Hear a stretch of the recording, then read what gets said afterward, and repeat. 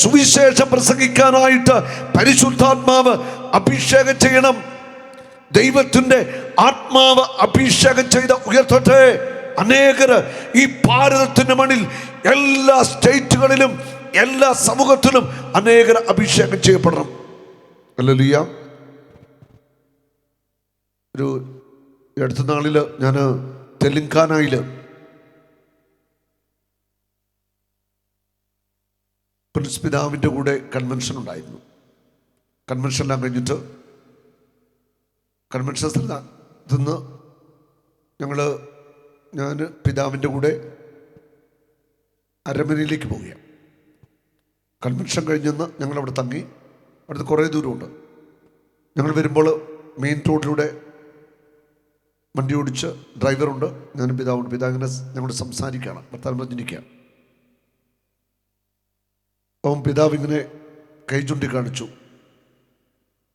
ഒരു വലിയ ബിൽഡിങ് കുറേയുണ്ട്. ആ മെയിൻ റോഡ് സൈഡ് എന്ന് പറഞ്ഞാൽ എനിക്കൊന്ന് 6 വരിപ്പാതയാണെന്നു. അതിൻ്റെ മെയിൻ റോഡ് സൈഡിൽ കുറേ ബിൽഡിങ്ങുകൾ, നിരനിരയായിട്ട് ബിൽഡിങ്ങുകൾ. അപ്പം ഞാൻ ആദ്യം അവിടെ പോയപ്പോൾ അവിടെ അച്ഛന്മാർ എന്നെ അവിടെ കൊണ്ടുപോയിരുന്നു. ആ സംഭവം ഞാൻ നിങ്ങളോട് പറയാം. അതായത് പ്രവീൺ എന്ന് പേരുള്ള ഒരു ഓട്ടോറിക്ഷ ഡ്രൈവർ, ആ മനുഷ്യൻ ആരുടെയോ ഒരു കൺവെൻഷനിൽ പങ്കെടുത്തു. കൺവെൻഷനിൽ പങ്കെടുത്ത ആ മനുഷ്യന്റെ മേൽ ദൈവത്തിന്റെ ആത്മാവിറങ്ങി. അസാധാരണമായ വചനത്തിന് അഭിഷേകം, ഡെലിവറൻസിന് അഭിഷേകം, രോഗശാന്തി കൃപാവരങ്ങളൊക്കെ കൊണ്ട് കൊടുത്തു. നമ്മൾ വിശ്വസിച്ചേ പറ്റൂ. ഇപ്പോൾ അവിടെ ഒരു ഞായറാഴ്ച അവരുടെ ആരാധനയിൽ 5 ആരാധന പറ്റുണ്ട്. 1,00,000 പേരാ പങ്കെടുക്കുന്നത്. ഒരു മനുഷ്യന് ആത്മാഭിഷേകം കിട്ടിയിട്ട് ആ മനുഷ്യൻ ഒരു പ്രാർത്ഥന തുടങ്ങുന്നത്, അതങ്ങൊരു ചർച്ചയായിട്ട് അങ്ങോട്ട് വളർന്നു. ഇന്ത്യയിലെ ഏറ്റവും വലിയ ചർച്ച എന്നാണ് പറയുന്നത്. 1,00,000 പേരാണ് ഞായറാഴ്ച അവരുടെ 5 ആരാധനയിൽ പങ്കെടുക്കുന്നത്. ഇതുപോലെ ഇന്ത്യയിലെ പല സ്റ്റേറ്റിലും, പഞ്ചാബിലെ പല സ്റ്റേറ്റിലും ചില വ്യക്തികളെ പരിശുദ്ധാത്മാവ് അഭിഷേകം ചെയ്തിട്ട് അവിടെ ശക്തമായിട്ട് സുവിശേഷ വേല നടക്കുന്നുണ്ട്. ഒരു സുവിശേഷത്തിൻ്റെ കൊടുങ്കാറ്റ് ഭാരതത്തിൻ്റെ മണ്ണിലും ലോകത്തിലാകമാനം കത്തിപ്പടരണം. ലോകം മുഴുവൻ പാപത്തിലേക്കും നിത്യനാശത്തിലേക്കും പോകുമ്പോൾ രക്ഷിക്കുവാൻ ഒറ്റ മാർഗമേ ഉള്ളൂ, സുവിശേഷത്തിൻ്റെ അഗ്നി കത്തിക്കണം. ഹല്ലേലൂയ. ഈ സുവിശേഷം ലോകം മുഴുവൻ കത്തിപ്പെടണം. ഈ സുവിശേഷം കേൾക്കാതെ മാനസാന്തരം ഉണ്ടാവത്തില്ല, രക്ഷയിലേക്ക് വരാൻ പറ്റില്ല. അസാധാരണമായ ദൈവാത്മാവിൻ്റെ അഭിഷേകമുള്ള വ്യക്തികൾ ലോകത്തിൽ പല രാജ്യങ്ങളിലുമുണ്ട്. നമുക്ക് ചിന്തിക്കാൻ പറ്റുന്നതിൻ്റെ അപ്പുറം ദൈവശക്തിയുടെ അഭിഷേകമുള്ള മനുഷ്യർ ലോകത്തിൽ പലയിടത്തും ജീവിച്ചിട്ടുമുണ്ട്. ഹല്ലേലൂയ. ഞാൻ ഒരു അനുഭവം നിങ്ങളുടെ പങ്കുവയ്ക്കാം. കെനിയ, ഉഗാണ്ട അങ്ങനെയുള്ള രാജ്യങ്ങളിൽ, ആഫ്രിക്കയിൽ ഞാൻ സുവിശേഷം പ്രസംഗിക്കാൻ പോയിട്ടുണ്ട്. അവിടെ വിൻസെൻഷ്യൻ സഭയിലെ വൈദികരുടെ ധ്യാന കേന്ദ്രങ്ങൾ അവിടെയുണ്ട്. വിൻസെൻഷ്യൻ സഭയിലെ ഒരു ജോസഫ് അച്ഛനാണ് എന്നെ അവിടെ ധ്യാനത്തിന് കൊണ്ടുപോയത്. കൺവെൻഷൻ ആയിരുന്നു. ഇതുപോലെ തന്നെ വലിയ കൺവെൻഷനുകൾ, വലിയ അനുഗ്രഹമായിരുന്നു. അപ്പം വിൻസെൻഷ്യൻ സഭയിലുള്ള ഒരു വിശുദ്ധനായ വൈദികൻ ജോസഫ് കുറുപ്പംപറമ്പിൽ, നിങ്ങൾ കേട്ടിട്ടുണ്ടാവാം. അച്ഛനാണ് ആഫ്രിക്കയിലേക്ക് പോകുന്ന ആദ്യത്തെ അവരുടെ വൈദികൻ, വിൻസെൻഷ്യൻ സഭയിലെ വൈദികൻ കുറുപ്പംപറമ്പിൽ അച്ഛൻ. അവിടെ ആഫ്രിക്കയിൽ അറിയപ്പെടുന്നത് JK ബിൽ എന്നാണ്, ബില്ലച്ഛൻ എന്നാണ് അറിയപ്പെടുന്നത്. അച്ഛന് അനേക വർഷങ്ങൾക്ക് മുമ്പ് ആ രാജ്യത്തുനിന്ന് സുവിശേഷം വേല ആരംഭിച്ചു. അച്ഛൻ്റെ ഗിഫ്റ്റ് എന്തായിരുന്നു അറിയാമോ? ആർക്കെങ്കിലും അറിയാവുന്നവരുണ്ടെന്ന് കരമെടുത്ത് കാണിച്ച്? ആരുമില്ല. അച്ഛൻ്റെ ഗിഫ്റ്റ് എന്ന് പറയുന്നത് അസാധാരണമായ രോഗശാന്തിപരം, അത്ഭുത രോഗശാന്തിപരം. അച്ഛൻ്റെ ലോഹെ പിടിച്ചിട്ട് പ്രാർത്ഥിച്ചാൽ രോഗശാന്തി നടക്കും. അച്ഛൻ്റെ ഫോട്ടോ വെച്ച് പ്രാർത്ഥിച്ചാൽ രോഗശാന്തി നടത്തും. അതുപോലെ രോഗശാന്തിയുടെ ഭയങ്കര ഗിഫ്റ്റ്. അച്ഛനെ കർത്താവ് അങ്ങോട്ട് അഭിഷേകം ചെയ്ത് ഉയർത്തു. ഞാൻ അവിടെ ശുശ്രൂഷിക്കുന്നപ്പോൾ അച്ഛനെ അടക്കിയ ദേവാലയത്തിൽ ഞാൻ പോയി, അച്ഛൻ്റെ കബറെടുത്തുകൾ പോയി ഞാൻ പ്രാർത്ഥിച്ചു. നമ്മൾ കേൾക്കേണ്ട ഒരു കാര്യമുണ്ട്.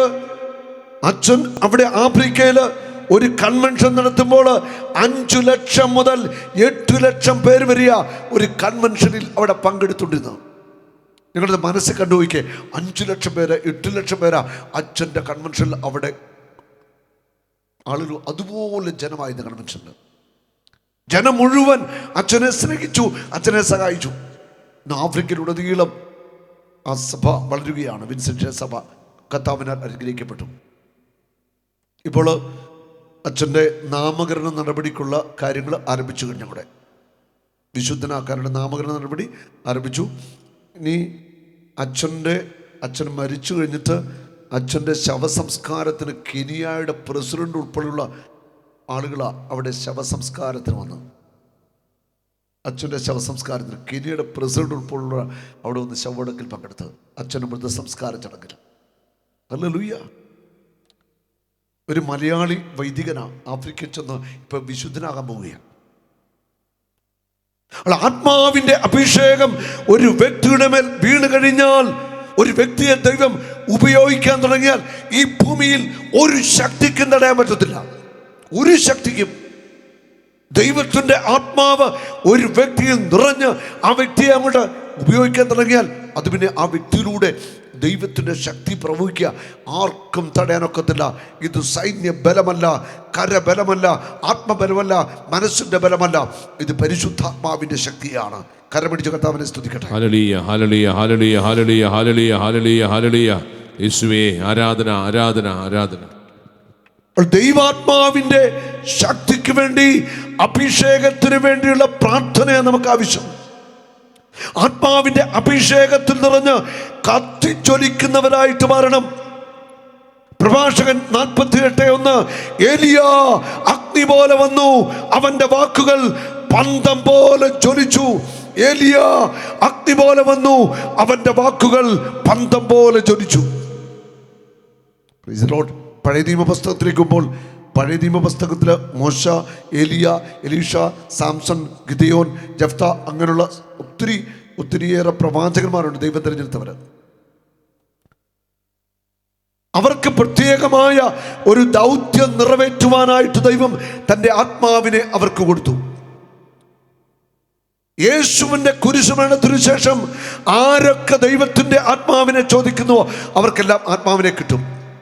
പഴയ നിയമത്തിൽ ആ കാലഘട്ടം എന്ന് പറയുന്നത് ദൈവം തെരഞ്ഞെടുത്ത വ്യക്തിക്ക് മാത്രമേ ആത്മാവിൻ്റെ അഭിഷേകമുള്ളൂ. മോശയെ ദൈവം തെരഞ്ഞെടുത്തു, ആത്മാവിനെ പകർന്നു. വിക്കനായിരുന്ന, കഴിവൊക്കെ കുറവുള്ള മോശയിലൂടെ ഒരു രാജ്യത്തെ മുഴുവൻ കീഴടക്കുകയാണ്. അതാണ് ഒരു രാജ്യത്തിൻ്റെ മേലുള്ള അഭിഷേകം മോശയുടെ മേൽ ഇടുകയാണ്. ഈജിപ്തിൻ്റെ അടിമത്തത്തിൽ നിന്ന് ദൈവജനത്തെ മോചിപ്പിക്കുവാൻ വേണ്ടി മോശയുടെ മേൽ ദൈവം തൻ്റെ ആത്മാവിനെ പകർന്നു. ദേശങ്ങളെ കുലുക്കാനുള്ള അഭിഷേകം, രാജ്യങ്ങൾ കുലുക്കാനുള്ള അഭിഷേകം, ഭൂഖണ്ഡങ്ങളെ ഇളക്കി മറിക്കാനുള്ള അഭിഷേകം. ദൈവം ഒരു വ്യക്തിയെ തെരഞ്ഞെടുത്താൽ ആ വ്യക്തിയിലൂടെ ദേശങ്ങൾ അല്ലെ രാജ്യങ്ങൾ അല്ലെ ഭൂഖണ്ഡങ്ങളെ ഇളക്കി മറിക്കാനുള്ള അഭിഷേകത്തിലേക്കാണ് ദൈവം ഉയർത്തുന്നത്. അത് ദൈവത്തിൻ്റെ പ്രത്യേക പദ്ധതിയാണ്. മോശയുടെ മേൽ കർത്താവ് ആത്മാവിനെ പകർന്നു, അഭിഷേകം പകർന്നു. മോശയെ ഉപയോഗിച്ചുകൊണ്ട് ഇസ്രായേൽ ജനത്തെ ഈജിപ്ത് എന്ന രാജ്യത്തിന്റെ അടിമത്തത്തിൽ നിന്ന് അവരെ മോചിപ്പിക്കുക. ഏകദേശം 35 ലക്ഷത്തിലധികം പേരുണ്ടായിരുന്നു പറയുന്നത് അന്നത്തെ ജനക്കൂട്ടം. അവരെയായിട്ട് മരുഭൂമിയിലൂടെ നടന്ന് ഒത്തിരി കഷ്ടപ്പെട്ടു. ആലഞ്ച് നടന്ന അവസാനം ചെങ്കടലിലെ അവിടെ വന്ന് നിൽക്കുക. പുറപ്പാട് 14 നമ്മൾ വായിക്കുന്നുണ്ട്. ജനം മോശക്കെതിരായിട്ട് പിറുപിറുക്കുന്നു, മോശക്കെതിരായിട്ട് തിരിയുക. ചെങ്കടലിന്റെ മുൻപിൽ അവര് നിൽക്കുന്നത്. ഒരുപക്ഷെ മോശ എന്ന ശക്തനായ പ്രവാചകനും ഒരു നിമിഷം ഒന്ന് പതറിപ്പോയിട്ടുണ്ടാവാം. ജനം ഒറ്റക്കെട്ടായിട്ട് മോശക്കെതിരായിട്ട് സംസാരിക്കാൻ തുടങ്ങിക്കഴിഞ്ഞു. പുറകില് ഫറവോയുടെ സൈന്യം വരുന്നുണ്ട്. ഇവരെ കീഴ്പ്പെടുത്തുവാനായിട്ട് തേരും തേരാളികളും കുതിരകളും ഇവർക്ക് പിന്നാലെ പാഞ്ഞു വരികയാണ്. അഗ്നിസ്തംഭത്തിലും മേഘസ്തംഭത്തിലും ദൈവം ഇവരെ പൊതിഞ്ഞു സൂക്ഷിച്ചു, ഇവരെ നയിച്ചു. ദൈവമായ കർത്താവ് മോശയോട് ചോദിക്കുന്ന ഒരു ചോദ്യമുണ്ട്. നീ എന്തിനാണ് എന്നെ വിളിച്ചു കരയുന്നത്? നീ എന്തിനാണ് എന്നെ വിളിച്ചു കരയുന്നത്? നിങ്ങൾ ശാന്തരായിരുന്നാൽ മതി, കർത്താവ് നിങ്ങൾക്ക് വേണ്ടി യുദ്ധം ചെയ്യും. പുറപ്പാട് 14:14. നിങ്ങൾ ശാന്തരായിരുന്നാൽ മതി, കർത്താവ് നിങ്ങൾക്ക് വേണ്ടി യുദ്ധം ചെയ്യും. നീ എന്തിനാണ് എന്നെ വിളിച്ചു കരയുന്നത്? ജനത്തോട് മുൻപോട്ട് പോകുവാൻ പറയുക. ഞാൻ തന്ന വടി നിന്റെ കയ്യിലുണ്ടല്ലോ, ജനത്തോട് മുൻപോട്ട് പോകാൻ പറയുക. ഹല്ലേലൂയ. മുൻപിൽ ചങ്ങടല. ദൈവം പറയുക, ജനത്തോട് മുൻപോട്ട് പോകാൻ പറയുക. 14:21 നമ്മൾ വായിക്കുന്നു, മോശ തന്റെ കരം ചെങ്കടലിന്റെ മീതെ നീട്ടിപ്പിടിച്ചു, ഒരു കിഴക്കൻ കാറ്റ് അഞ്ഞുവീശി. ഒരു കാറ്റ് അഞ്ഞുവീശ. കിഴക്ക് നിന്ന് വന്ന കാറ്റായതുകൊണ്ട് കിഴക്കൻ കാറ്റ് എന്നെഴുതിയിരിക്കുന്നത്. കർത്താവ് ഒരു ശക്തമായ കിഴക്കൻ കാറ്റ് അയക്കുക. കാറ്റ് എന്ന് പറഞ്ഞാൽ വിശുദ്ധ ബൈബിളിൽ അത് ദൈവത്തിൻ്റെ ആത്മാവിനെയാണ് സൂചിപ്പിക്കുന്നത്. കാറ്റ്, അഗ്നി, ജലം, മേഘം, അങ്ങനെ പലതും ആത്മാവിൻ്റെ പ്രതീകമാണ്. പ്രാവ്, ഇതൊക്കെ. ഒരു കിഴക്കൻ കാറ്റ്, കിഴക്ക് നിന്ന് ഒരു കാറ്റ് വീശുകയാ. ഒരു കൊടുങ്കാറ്റ് വീശി. ആ രാത്രി മുഴുവൻ വീശിയ ആ കാറ്റ് കടലിനെ പിറകോട്ട് മാറ്റി. കടൽ വരണ്ട ഭൂമിയായി. വെള്ളം വിഭജിക്കപ്പെട്ടു. കടൽ ഒരു മതിൽ പോലെ നിൽക്കുക. വരണ്ട നിലത്തൂടി ദൈവത്തിൻ്റെ ജനം അക്കരെ കടക്കുക. ഹല്ലേലൂയ. മോശേ, നീ എന്തിനാ എന്നെ വിളിച്ച് കരയുന്നത്?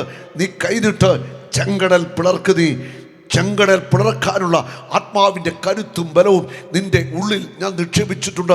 നീ കൈനീട്ടിയാൽ മതി, ആത്മാവ് ചലിക്കും. ആത്മാവ് കൊടുങ്കാറ്റായിട്ട് വീശും. കൈ നീട്ടിക്കൊള്ളാൻ മോശയോട് ദൈവം പറയുക. ഹല്ലേലൂയ. ചെങ്കടൽ വരണ്ട ഭൂമിയായിട്ട് പിളരുകയാ. ദൈവത്തിന്റെ ജനം ആ വരണ്ട ഭൂമിയിലൂടെ നൃത്തം ചെയ്ത് ദൈവത്തെ മഹത്വപ്പെടുത്തി അങ്ങോട്ട് കടക്കുകയാ. ജനം മൊത്തം തീരുവോളം മോശ അവിടെ നിന്നിട്ടുണ്ടാവാം. ഏറ്റവും പുറകിൽ മോശയുമുണ്ട്. ഇത് കഴിഞ്ഞപ്പോൾ ഇതാ അഗ്നിസ്തംഭം മാറി. ഫറവോയുടെ പടയാളികളും തേരുകളും തേരാളികളും കുതിരക്കാരും കുതിരകളുമൊക്കെ ഇവരെ പിന്തുടരുക. ഹല്ലേലൂയ. അവരെ പിന്തുടരുക. ജനം മുഴുവൻ അക്കരെ കയറി. ഇവര് പുറകെ വന്നോണ്ടിരിക്കുക. പിന്നെ സംഭവിച്ചത്, അക്കരെ നിന്നിട്ട് മോശ കൈകൾ നീട്ടി. മതിലായിട്ട് നിന്ന വെള്ളം അവരെ മൂടി. തേരും തേരുകളും തേരാളികളും കുതിരക്കാരും വെള്ളത്തിൽ മുങ്ങി. അവരെല്ലാവരും ചത്തു. ഹല്ലേലൂയ. ഹല്ലേലൂയ. മോശ കടലിന്റെ മീതെ കരം നീട്ടിയപ്പോൾ അത് പിളർക്കപ്പെട്ടു. വീണ്ടും ഇതാ കരം നീട്ടിയപ്പോൾ കടൽ മൂടി. മോശ എന്ന ശക്തനായ ദൈവത്തിന്റെ ദാസനിലൂടെ അതിശക്തമായിട്ട് പരിശുദ്ധാത്മാവ് പ്രവർത്തിക്കുക. പഴയ നിയമത്തില് ചില വ്യക്തികളെ ദൈവം അഭിഷേകം ചെയ്ത് ഉയർത്തിക്കൊണ്ട് ആത്മാവിന്റെ അഭിഷേകം, ആത്മാവിന്റെ കരുത്ത്, കൃപാവരങ്ങൾ നിറച്ച് അവരെ ഉപയോഗിച്ചു. പുതിയ നിയമത്തിലേക്ക് വരുമ്പോൾ ദൈവമക്കൾക്ക് മുഴുവൻ ആത്മാവിനെ തിരികുക. അപ്പോസ്തല പ്രവർത്തനം 2-ാം അധ്യായം 17-18 വചനങ്ങൾ. ആത്മാവിൽ നിറഞ്ഞ പത്രോസ് മട്ടുപ്പാവിൽ നിന്ന് ഉച്ചത്തിൽ വിളിച്ചു പറയുക, അവസാന ദിവസങ്ങളിൽ സകല ജനത്തിൻ്റെ മേലും എൻ്റെ ആത്മാവിനെ ഞാൻ വർഷിക്കും. നിങ്ങളുടെ പുത്രന്മാരും പുത്രികളും പ്രവചിക്കും. നിങ്ങളുടെ യുവാക്കന്മാർക്ക് ദർശനങ്ങളുണ്ടാകും. നിങ്ങളുടെ വൃദ്ധന്മാർ സ്വപ്നങ്ങൾ കാണും. എൻ്റെ ദാസന്മാരുടെ മേൽ എൻ്റെ ആത്മാവിനെ വർഷിക്കും. അവർ പ്രവചിക്കുകയും ചെയ്യും. ഹല്ലേലൂയ. അവസാന നാളുകളിൽ സകല ജനത്തിൻ്റെ മേലും എൻ്റെ ആത്മാവിനെ ഞാൻ വർഷിക്കും. സകല ജനത്തിൻ്റെ മേലും. ഇത് വലിയ വാഗ്ദത്തമാ. അവിടെ ജാതിയോ മതമോ വ്യത്യാസമൊന്നുമില്ല. ആര് കർത്താവിൻ്റെ ആത്മാവിനെ വിളിച്ചപേക്ഷിച്ചാലും അവിടെ മേൽ ആത്മാവിനെ വർഷിക്കും. ഞാൻ വായിക്കുന്നുണ്ട് അപ്പസ്തോല പ്രവർത്തനം 10-ാം അധ്യായം 44, 45, 46 വചനങ്ങളിൽ. പത്രോസ് പ്രസംഗിച്ചു കൊണ്ടിരിക്കുമ്പോൾ വിജാതിയുടെ മേൽ പോലും ആത്മാവ് വർഷിക്കപ്പെട്ടു. ഉണ്ടോ?